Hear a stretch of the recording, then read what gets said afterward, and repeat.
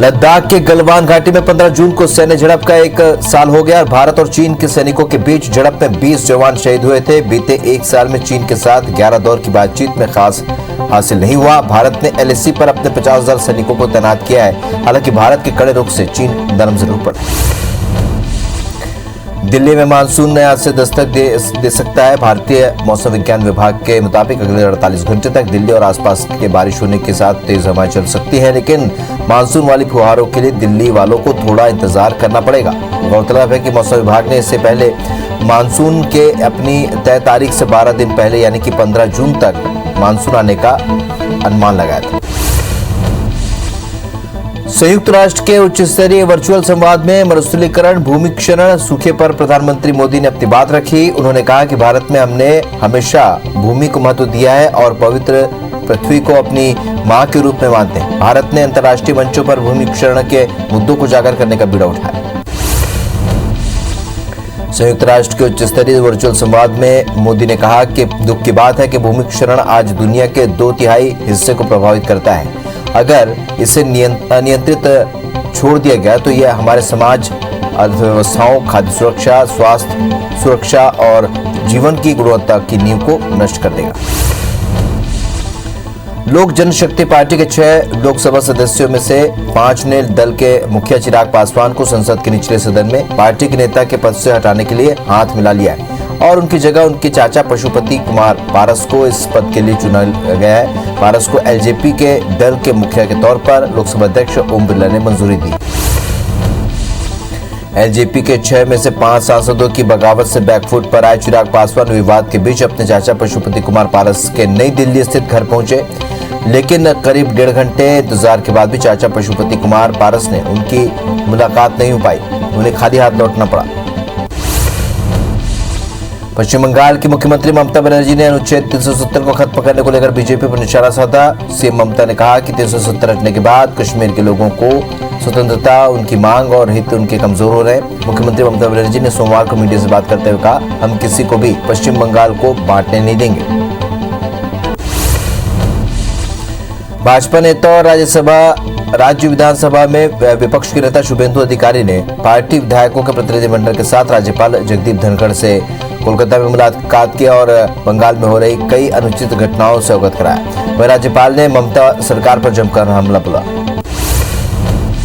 आगरा के धरियाई गांव में सोमवार की सुबह 100 फुट से अधिक गहरे बोरवेल में बच्चे गिरे। 4 साल के बच्चे शिवा को 9 घंटे से अधिक समय तक चले बचाव अभियान के दौरान सुरक्षित बाहर निकाल लिया गया।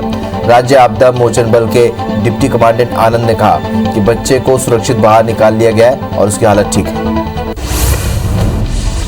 दुनिया भर में कोरोना के मामले 17 करोड़ 70 लाख को पार कर गए हैं। वहीं अब तक 38 लाख 27 हजार मरीजों की मौत हुई है। दुनिया भर के 16 करोड़ 11 लाख मरीज कोरोना को हराकर स्वस्थ हो चुके हैं। वहीं दुनिया भर में एक्टिव मरीजों के मामले इस वक्त 1 करोड़ 19 लाख के पार पहुंच गए हैं। कुछ देशों में डबल वैक्सीनेशन होने से के बाद छूट का दायरा बढ़ाया गया। देश में एक दिन में कोरोना के 59,958 नए मामले सामने आए, जिससे कुल आंकड़ा अब 2 करोड़ 95 लाख के पार पहुंच गया। वहीं 2,732 नई मौत से अब तक 3,77,000 मरीजों की मौत हुई है। पिछले 24 घंटे में 1,17,000 मरीजों के ठीक होने की कुल आंकड़ा अब 2 करोड़ 82 लाख को पार कर गया। वहीं 9,08,000 एक्टिव मरीजों का इलाज जारी। तमिलनाडु में 12,772 नए केस से आंकड़ा अब 23,66,000 को पार कर गया है। 254 मौत से अब तक 29,801 मरीजों की मौत हुई है। वहीं 25,561 मरीज डिस्चार्ज होने से अब तक 21,99,000 लोग स्वस्थ हुए हैं। राज्य में 1,36,000 एक्टिव मरीजों का इलाज जारी है और 15 जून तक छूट के साथ लॉकडाउन को बढ़ाया गया। मध्य प्रदेश में 242 नए केस के साथ ही अब तक 7,88,000 मरीज मिले हैं। प्रदेश में 36 मरीजों की मौत के बाद कुल आंकड़ा अब 8,588 पहुंच चुका है। बीते 24 घंटे में 516 मरीज डिस्चार्ज होने से कुल आंकड़ा 7,75,000 को पार कर गया। राज्य में एक्टिव मरीजों की संख्या घटकर अब 3,941 पहुंच गई। इंदौर में 56 और भोपाल में 79 नए मरीज मिले। छत्तीसगढ़ में कोरोना के 600 नए मामले सामने आए हैं। वही 17 मौत से अब तक 13,334 लोगों की मौत हो चुकी है। 1,493 मरीजों के डिस्चार्ज होने के बाद कुल आंकड़ा अब 61,000 को पार कर गया है। एक्टिव मरीजों की संख्या इस वक्त घटकर 12,660 पहुंच गई है। प्रदेश के कई जिलों में लॉकडाउन में छूट का दायरा बढ़ाया गया। देवास जिले का आगरोद गांव वैक्सीनेशन में मध्य प्रदेश में नंबर 1 पर आ गया है। यहां के 100% लोगों ने टीका लगवा लिया है। जिले में रोज 17,500 लोगों को वैक्सीनेट किया जा रहा है। बता दें कि देश भर में वैक्सीनेशन के ही कोरोना से बचाव का एकमात्र जरिया है। इंदौर में ब्लैक फंगस के 16 नए मरीज मिले। वहीं ग्रीन फंगस के मामले भी बढ़ रहे हैं। मरीजों को इलाज के लिए मुंबई भेजा गया है। इंदौर में ब्लैक फंगस के 500 से भी ज्यादा एक्टिव केस सामने आए। छत्तीसगढ़ में आज से बच्चों को न्यूमोकोकल इंजेक्शन निःशुल्क लगेगा। न्यूमोकोकल इंजेक्शन निमोनिया समेत 13 इन्फेक्शन से बचाव करता है। स्वास्थ्य मंत्री टी.एस. सिंहदेव वर्चुअली योजना की शुरुआत करेंगे। बता दें कि बाजार में न्यूमोकोकल इंजेक्शन की कीमत करीब 3200 से 3800 रुपए। भोपाल में बीजेपी वैक्सीनेशन के लिए जागरूकता अभियान शुरू करने वाली है और इस अभियान में सीएम शिवराज सिंह चौहान और मंत्री भी शामिल होंगे। यह अभियान 1 से 3 जुलाई तक चलेगा। इंदौर में एक दिन में 78,803 लोगों ने वैक्सीनेशन कराया, जो अपने आप में एक रिकॉर्ड है। जिले में 28,07,558 लोगों को टीका लगना है। कोलकाता के बाद इंदौर वैक्सीनेशन कराने वाला दूसरा शहर बन गया है। यहाँ की 48% आबादी को पहले डोज का टीका लग चुका है। राम जन्मभूमि तीर्थ क्षेत्र ट्रस्ट के महासचिव चंपत राय ने मंदिर निर्माण में विवाद को लेकर खंडन किया। चंपत राय ने कहा, सभी लेन देन बैंक टू बैंक हुए हैं और टैक्स में कोई चोरी नहीं की गई है। आरोप लगाने वालों ने आरोप से पहले ट्रस्ट के पदाधिकारियों से तथ्यों की जानकारी नहीं ली। उन्होंने समाज को भ्रमित किया है। भ्रमित ना हो और मंदिर समय सीमा में पूरा करने में सहयोग करें। छत्तीसगढ़ सरकार के 2.5 साल पूरे होने पर आज से प्रशिक्षण शिविर का आयोजन किया जाएगा, जिसमें कांग्रेस पदाधिकारियों को ट्रेनिंग दी जाएगी। इस मौके पर 2.5 साल की उपलब्धियों की जानकारी दी जाएगी। प्रशिक्षण में प्रदेश प्रभारी पीएल पुनिया और मुख्यमंत्री भूपेश बघेल शामिल होंगे। मुख्यमंत्री भूपेश बघेल आज सरगुजा और बलरामपुर को करोड़ों रुपए के विकास कार्य की सौगात देंगे। सरगुजा को 248 करोड़ रुपए के 107 विकास कार्य और बलरामपुर को 76.51 करोड़ रुपए के 195 विकास कार्य की सौगात देंगे। साथ ही अंबिकापुर में महामाया हवाई अड्डे के उन्नयन के लिए 44 करोड़ के रुपए भी देंगे।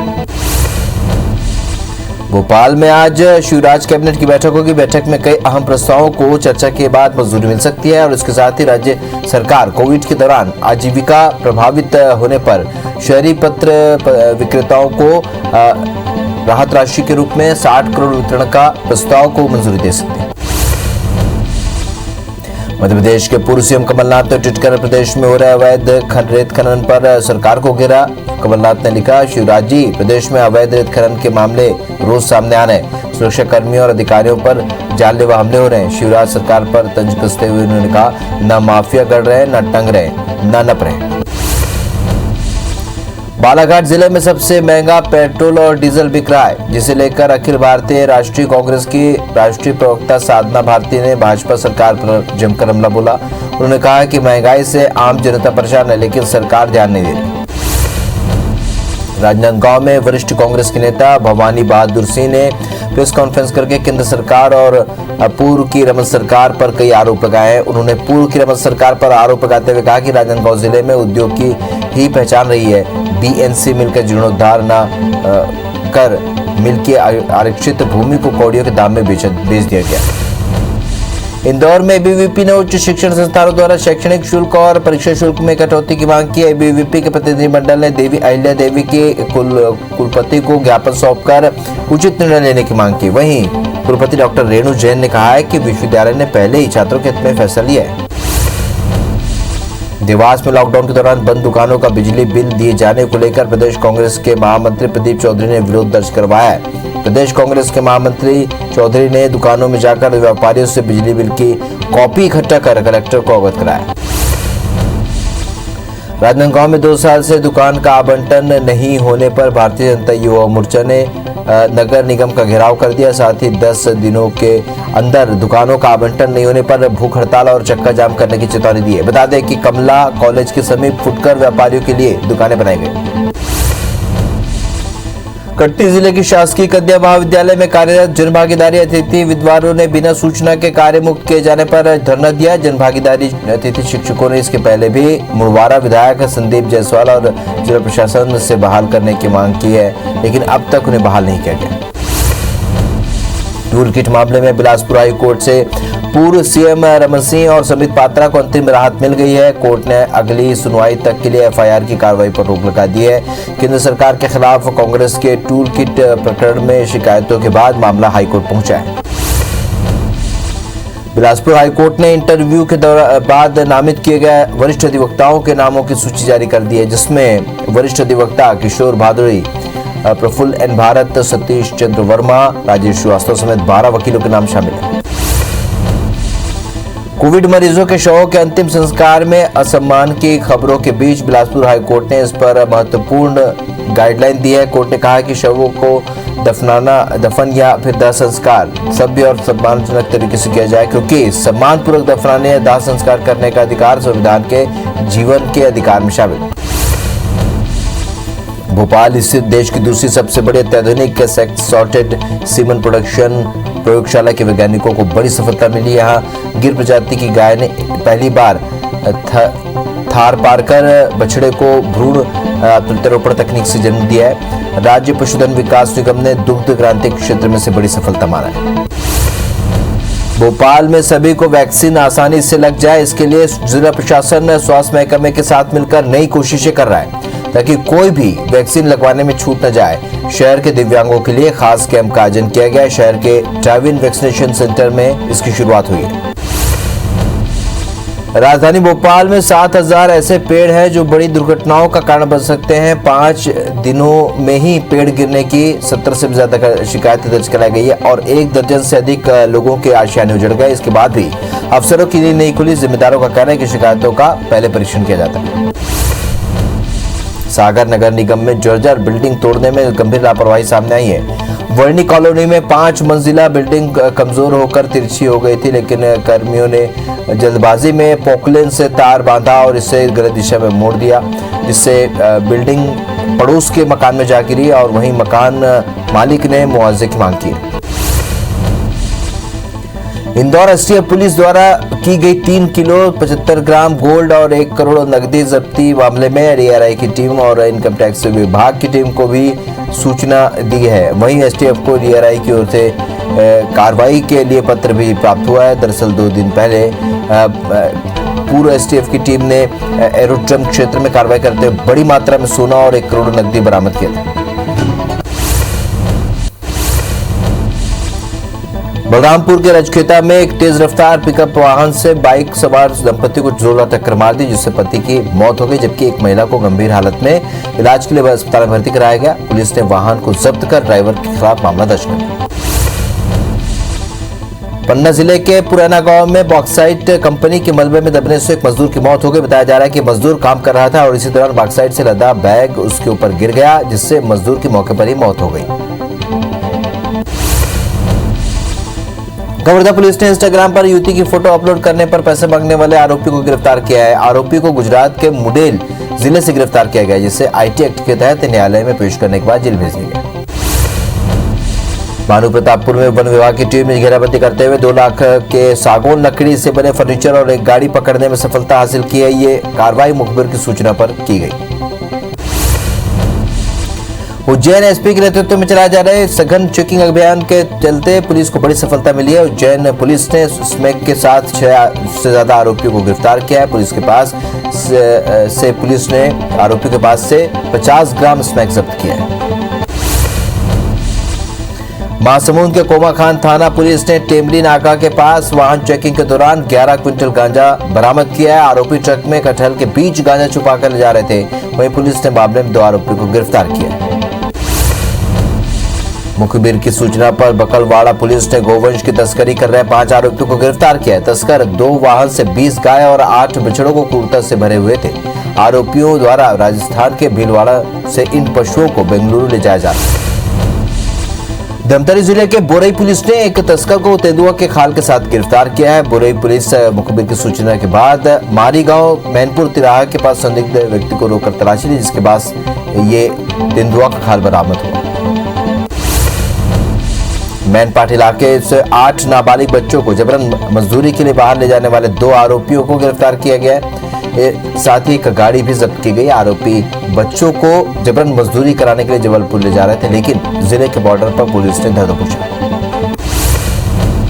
इंदौर के कनाडिया रोड स्थित राशन दुकान में भीड़ लगाने को लेकर दुकानदार और एक व्यक्ति के बीच बहस के बाद हाथापाई हो गई। बताया जा रहा है कि खाद्यान्न वितरण के दौरान यहां पर भीड़ लगी हुई थी, जिसे लेकर पड़ोस में रहने वाले व्यक्ति ने आपत्ति दर्ज कराई।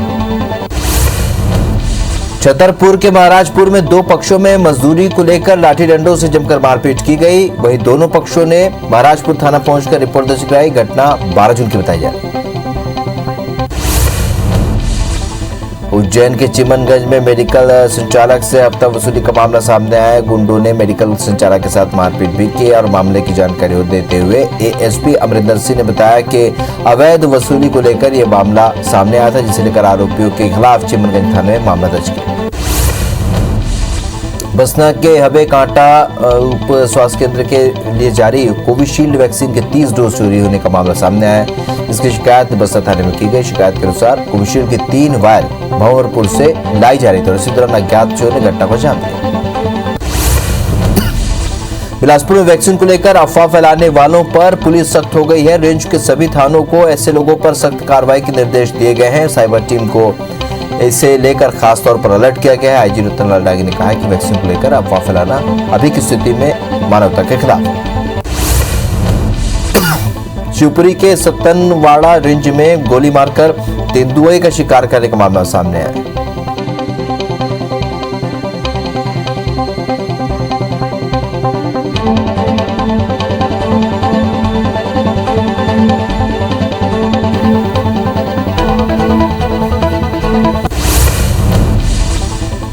कोरिया में हाथियों का आतंक कम नहीं हो रहा है। यहाँ खड़गवा रेंज में 3 हाथियों ने बेलकमार में कई घरों में घुसकर नुकसान पहुंचाया और घर में रखा अनाज खा गए।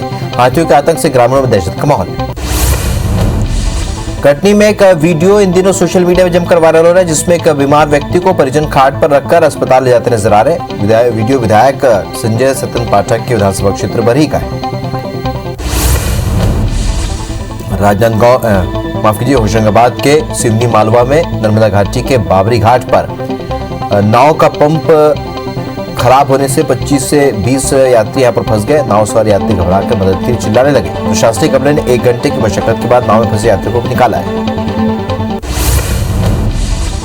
खंडवा में आज से कोविड नियम और शर्तों के साथ ओंकारेश्वर मंदिर के श्रद्धालुओं के लिए खोल दिया गया, लेकिन वैक्सीनेशन प्रमाण पत्र वाले श्रद्धालुओं को ही प्रवेश की अनुमति मिलेगी।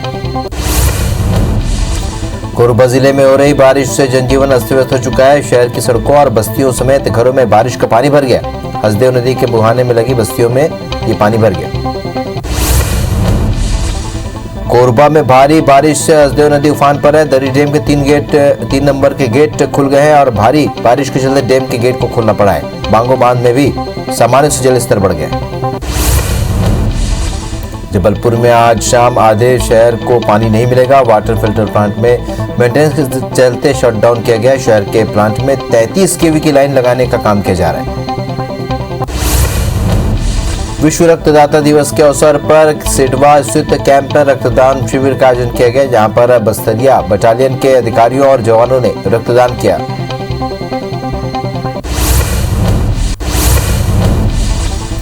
पंजाब में कांग्रेस की सरकार के खिलाफ अकाली दल ने मोर्चा खोल दिया है। आज पंजाब के मोहाली शहर में शिरोमणि अकाली दल के नेताओं और कार्यकर्ताओं ने मुख्यमंत्री कैप्टन अमरिंदर सिंह के आवास के बाहर प्रदर्शन किया। प्रदर्शनकारियों ने राज्य सरकार के खिलाफ जमकर नारेबाजी की। पंजाब में कैप्टन सरकार के खिलाफ प्रदर्शन के दौरान कोरोना नियमों की जमकर धज्जियां उड़ाई गई। अकाली नेताओं और कार्यकर्ताओं ने भीड़ जुटाई और इस दौरान कार्यकर्ताओं की पुलिस से झड़प भी हुई। बाद में पुलिस ने सुखबीर सिंह बादल को हिरासत में ले लिया। भारत और चीन के बीच गलवान घाटी में विवाद को 1 साल पूरा हो गया है। फायर एंड क्यूरी कोर ने गलवान घाटी में जान गंवाने वाले 20 जवानों को श्रद्धांजलि दी। आप बता दें कि पिछले साल 15 जून को पूर्वी लद्दाख सेक्टर में चीनी सैनिकों के साथ हुई झड़प में भारत के 20 सैनिकों की जान चली गई। लद्दाख के गलवान घाटी में 15 जून को सैन्य झड़प का 1 साल पूरा हो गया है। भारत और चीन के सैनिकों के बीच झड़प में 20 जवान शहीद हुए थे। बीते 1 साल में चीन के साथ 11 दौर की बातचीत में खास हासिल नहीं हुआ। भारत ने LAC पर अपने 50,000 सैनिकों को तैनात किया है। हालांकि भारत के कड़े रुख से चीन नरम जरूर पड़ा। केंद्र सरकार और ट्विटर के बीच जारी तनातनी के बीच इंफॉर्मेशन टेक्नोलॉजी पर पार्लियामेंट्री स्टैंडिंग कमेटी ने माइक्रो ब्लॉगिंग प्लेटफॉर्म के प्रतिनिधियों को समन किया है।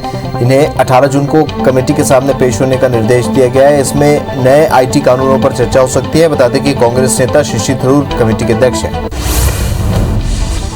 पश्चिम बंगाल में दंगे को लेकर आरोप प्रत्यारोप जारी है और इस बीच पश्चिम बंगाल के राज्यपाल जगदीप धनखड़ आज दिल्ली दौरे जाएंगे। राजधानी दिल्ली से वे 18 जून को कोलकाता के लिए रवाना होंगे। बता दें कि धनखड़ लगातार ममता पर प्रदेश में कानून व्यवस्था को ताक में रखकर सरकार चलाने का आरोप लगाते रहे। केंद्रीय कैबिनेट की अहम बैठक कल दिल्ली में होगी और बैठक में देश की आर्थिक गतिविधियों पर चर्चा की जाएगी। इसके साथ ही आर्थिक मामलों की मंत्रिमंडलीय समिति की भी कल बैठक होगी। इसके पहले भी PM मोदी लगातार मंत्रियों के साथ छोटे रूप में बैठक करते रहे। राम जन्मभूमि तीर्थ क्षेत्र ट्रस्ट के महासचिव चंपत राय ने मंदिर निर्माण में विवाद को लेकर खंडन किया। चंपत राय ने कहा कि सभी लेन देन बैंक टू बैंक हुए हैं और टैक्स में कोई चोरी नहीं की गई है। आरोप लगाने वालों ने आरोप से पहले ट्रस्ट के पदाधिकारियों से तथ्यों की जानकारी नहीं ली। उन्होंने समाज को भ्रमित किया है। भ्रमित ना हो, मंदिर समय सीमा में पूरा करने में सहयोग करें। लोक जनशक्ति पार्टी के 6 लोकसभा सदस्यों में से 5 ने दल के मुखिया चिराग पासवान को संसद के निचले सदन में पार्टी के नेता के पद से हटाने के लिए हाथ मिला लिया है और उनकी जगह उनके चाचा पशुपति कुमार पारस को इस पद के लिए चुन लिया गया है। पारस को LJP के दल के मुखिया के तौर पर लोकसभा अध्यक्ष ओम बिरला ने मंजूरी दे दी। दिल्ली में मानसून आज दस्तक दे सकता है। भारतीय मौसम विज्ञान विभाग के मुताबिक अगले 48 घंटे तक दिल्ली और आसपास बारिश होने के साथ ही तेज हवाएं चल सकती हैं, लेकिन मानसून वाली फुहारों के लिए दिल्ली वालों का भी थोड़ा इंतजार करना पड़ेगा। मौसम विभाग ने इसके पहले मानसून के अपनी तय तारीख में 12 दिन पहले यानी कि आज 15 जून तक आने का पूर्वानुमान लगाया था। देश में एक दिन में कोरोना के 59,958 नए मामले सामने आए, जिसके कुल आंकड़ा 2,95,00,000 के पार पहुंच गया। वहीं 2,732 नई मौत से अब तक 3,77,000 मरीजों की मौत हो चुकी है। पिछले 24 घंटे में 1,17,000 मरीजों के ठीक होने से कुल आंकड़ा अब 2,82,00,000 को पार कर गया है। वहीं 9,08,000 एक्टिव मरीजों का इलाज जारी है। तमिलनाडु में 12,772 नए केस से आंकड़ा 23,66,000 को पार कर गया है। वहीं 254 मौत से अब तक 29,801 मरीजों की मौत हुई है। वहीं 25,561 मरीज डिस्चार्ज होने से अब तक 21,99,000 लोग स्वस्थ हुए हैं। राज्य में 1,36,000 एक्टिव मरीजों का इलाज जारी है और 15 जून तक छूट के साथ लॉकडाउन को बढ़ाया गया है। मध्य प्रदेश में 242 नए केस के साथ ही अब तक 7,88,000 मरीज मिल चुके हैं और प्रदेश में 36 मरीजों की मौत के बाद आंकड़ा 8,588 पहुंच गया। 24 घंटे में 516 मरीज डिस्चार्ज होने से कुल आंकड़ा 7,75,000 को पार कर गया है। राज्य में एक्टिव मरीजों की संख्या घटकर अब 3,941 रह गई है। इंदौर में 56 और भोपाल में 79 नए मरीज मिले। छत्तीसगढ़ में कोरोना के 600 नए मामले सामने आए हैं। वहीं 17 मौत से अब तक 13,334 लोगों की मौत हुई है। 1,493 मरीजों के डिस्चार्ज होने के बाद कुल आंकड़ा 9,61,000 को पार कर गया। एक्टिव मरीजों की संख्या घटकर अब 12,660 पहुंच गई है। प्रदेश के कई जिलों में लॉकडाउन में छूट का दायरा बढ़ाया गया। देवास जिले का आगरुद गांव वैक्सीनेशन में मध्य प्रदेश में नंबर 1 पर आ गया है। यहाँ के 100% लोगों ने टीका लगवा लिया है। जिले में रोज 17,500 लोगों को वैक्सीनेट किया जा रहा है। बता दें कि देश भर में वैक्सीनेशन की कोरोना से बचाव ही एकमात्र उपाय है।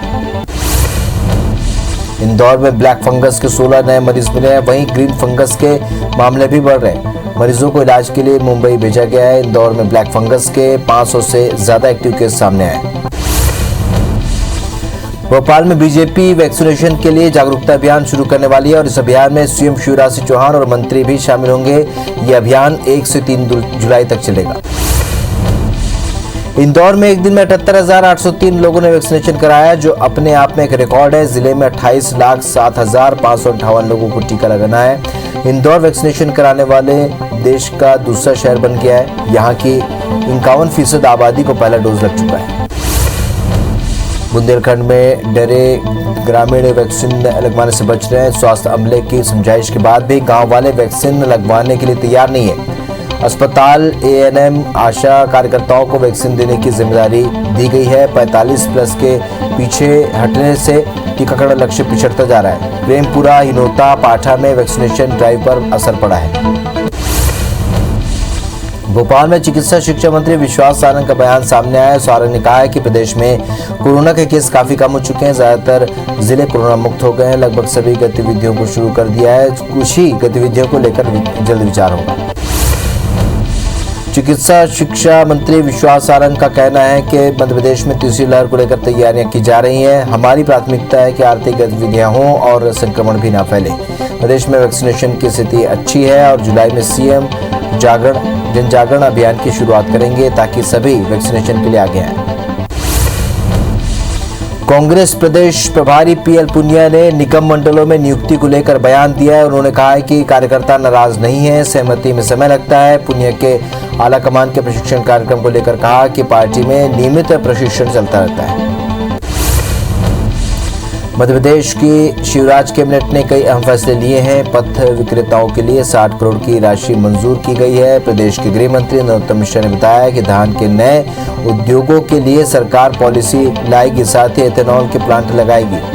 1 जुलाई से लेकर 3 जुलाई तक वैक्सीनेशन के लिए महाअभियान भी चलाया जाएगा। मध्य प्रदेश के पूर्व सीएम कमलनाथ ने महंगाई पर सवाल उठाए हैं। कमलनाथ ने कहा है कि मोदी सरकार में खुदरा महंगाई दर मई में 6.3% पर पहुंच गई। वहीं थोक महंगाई पर 12.94% के रिकॉर्ड स्तर पर है। ईंधन और बिजली की महंगाई बढ़कर मई में 11.58 हो गई है और दाल की कीमतें 9.39% बढ़ गई। जनता का जीना दुर्भर है। क्या यही अच्छे दिन है? इंदौर में नर्सों का आंदोलन जारी है और आंदोलन के 7वें दिन नर्सों ने 2 घंटे तक काम बंद रखा। नर्सों ने एमवाय अस्पताल में धरने के दौरान सरकार के खिलाफ जमकर नारेबाजी की। वहीं मांग नहीं मानने पर नर्सों ने हड़ताल पर जाने की चेतावनी दी। धार में पिकअप और ट्रैक्टर ट्रॉली टकराने से 12 मजदूर घायल हो गए, जिनका धार के जिला अस्पताल में इलाज जारी है। पिकअप वाहन में 15 से 20 मजदूर सवार थे और सभी पीथमपुर क्षेत्र में मजदूरी करने जा रहे थे और इस दौरान बगड़ी फाटे के पास यह हादसा हुआ। भिंड में 2 बाइक सवार रेत से भरी ट्रैक्टर ट्रॉली की चपेट में आ गए। हादसे में बाइक सवार एक शख्स की मौत हो गई तो वहीं उसका पुत्र घायल हो गया। घटना की सूचना मिलने पर पुलिस ने मौके पर पहुंचकर जांच शुरू की। हादसे में बेटे की हालत गंभीर बताई जा रही है। वहीं पूरी घटना सड़क किनारे लगे सीसीटीवी कैमरे में कैद है। बिलाईगढ़ में 2 पक्षों में विवाद सुलझाने गई पुलिस की टीम पर हमला हो गया। हमले में थाना प्रभारी और एक एसआई घायल हो गए। अब पुलिस की गाड़ी में तोड़फोड़ भी की गई, जिसके बाद पुलिस ने 4 आरोपियों को गिरफ्तार कर लिया।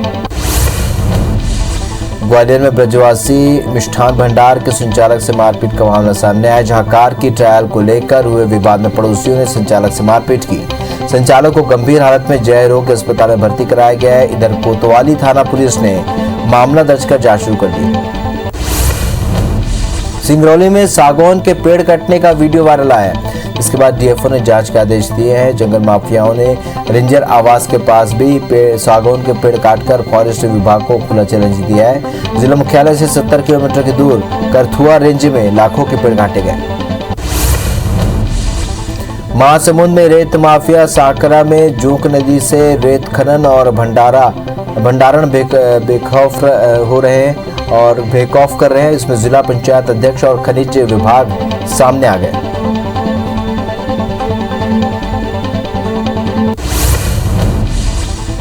धमतरी जिले के मकरलोड में संचालित सिद्धि विनायक अस्पताल को स्वास्थ्य विभाग ने नर्सिंग होम एक्ट नियमों का पालन नहीं करने पर सील कर दिया है। वहीं इस कार्रवाई से निजी अस्पताल संचालकों में हड़कंप मच गया। बताया जा रहा है कि मकरलोड के भरदा रोड में संचालित सिद्धि विनायक अस्पताल अनधिकृत रूप से संचालित किया जा रहा है। पत्थलगांव में मोबाइल फोन पर अश्लील मैसेज कर युवतियों को परेशान करने वाले 3 बदमाशों को पुलिस ने गिरफ्तार किया है। तीनों की पहचान कर बिलासपुर और अंबिकापुर से गिरफ्तार किया गया। मामले को लेकर युवती के परिजनों ने पत्थलगांव थाने में रिपोर्ट दर्ज कराई। बालोद में एक महिला ने ब्लॉक कांग्रेस के अध्यक्ष पर छेड़छाड़ का आरोप लगाया है। पीड़िता ने डॉक्टर ओमकार महामल्ला की शिकायत पुलिस थाने में दर्ज कराई है। महिला की शिकायत पर पुलिस जांच में जुट गई है। पीड़िता को बीजेपी महिला मोर्चा का भी समर्थन मिला है। कोरिया में हाथियों का आतंक कम नहीं हो रहा है। यहाँ खड़गवां रेंज में 3 हाथियों ने बेलकमार में कई घरों को नुकसान पहुंचाया और घर में रखा अनाज खा गए। हाथियों के आतंक से ग्रामीणों में दहशत का माहौल है। भानु प्रतापपुर के पिच्चे केट्टा और रानाबाही गांव में हाथियों ने तबाही मचाई है। हाथियों के दहशत से बचने गांव वालों को नवनिर्मित जेल में रात बितानी पड़ रही है। बीते एक हफ्ते से कहर ढाते हुए हाथियों ने कई मकान, खेत और बाड़ी में फसलों को नुकसान पहुंचाया है। वन अमले ने ग्रामीणों को सतर्क रहने की हिदायत दी है और हाथियों को फॉलो भी कर रहा है। सिंगरौली जिले में लगातार 2 दिनों से बारिश ने अपना विकराल रूप दिखाया। बारिश की वजह से जहां किसानों के चेहरे खिल गए हैं, वहीं आवागमन करने वाले लोगों को मुसीबतों का सामना करना पड़ा। तो वहीं नदी के तेज धार में बहने से एक ही परिवार के 3 सदस्यों की मौत भी पिछले 2 दिन पहले हो चुकी है। सूरजपुर के वार्ड नंबर 17 में पानी निकासी की समस्या से लोग महीनों से परेशान हैं। बारिश आते ही सड़कें तालाब में तब्दील हो जाती है, जिसकी शिकायत कलेक्टर से की गई है। मामले में नगर पालिका ने भरोसा दिलाया कि समस्या के स्थायी समाधान की दिशा में पहल की जा रही है। ग्वालियर में टेक्सटाइल इंक्यूबेशन सेंटर के लिए ट्रेनिंग सेंटर की शुरुआत होने वाली है। इसमें निफ्ट की तरफ से टेंडर जारी किया गया है, जिससे कपड़ा उद्योग से संबंधित स्टार्टअप को संरक्षण मिलेगा। वहीं स्मार्ट सिटी प्रोजेक्ट में हजीरा में प्रस्तावित ISBT के लिए भी टेंडर निकाले गए हैं। ये दोनों प्रोजेक्ट ग्वालियर के विकास में अहम रोल प्ले करेंगे। पूर्व भारतीय कप्तान राहुल द्रविड़ श्रीलंका दौरे पर टीम इंडिया के कोच होंगे। इसकी पुष्टि BCCI अध्यक्ष सौरव गांगुली ने कर दी है। खबर है कि गांगुली ने श्रीलंका में छोटी सीरीज के लिए द्रविड़ की नियुक्ति की पुष्टि कर दी है। द्रविड़ पिछले कई सालों से भारतीय अंडर-19 और भारत A की टीम को कोचिंग दे रहे हैं। उन्होंने भारत की कोच स्ट्रेंथ को काफी मजबूत किया है। भारतीय महिला और पुरुष टीम इस वक्त इंग्लैंड के दौरे पर है। महिला टीम 7 साल के बाद टेस्ट मैच खेलेगी। 16 जून को इस दौरे पर खेला जाने वाला एकमात्र टेस्ट मैच शुरू होगा और इस अहम मुकाबले से पहले भारतीय टीम के उप कप्तान अजिंक्य रहाणे ने महिला टीम को अहम टिप्स दिए, जिसमें शारीरिक मानसिक पहलू पर काम करना और छोटे लक्ष्य बनाना शामिल। BCCI के अध्यक्ष सौरव गांगुली ने T20 वर्ल्ड कप के आयोजन को लेकर जल्द ही फैसला लेने की बात कही है। बता दें कि अक्टूबर में भारत में T20 वर्ल्ड कप होना है, लेकिन कोरोना की वजह से BCCI ने इस महीने के पहले हफ्ते में इंटरनेशनल क्रिकेट काउंसिल की बैठक में T20 वर्ल्ड कप के आयोजन को लेकर जून के अंत तक फैसला लेने के लिए समय मांगी थी।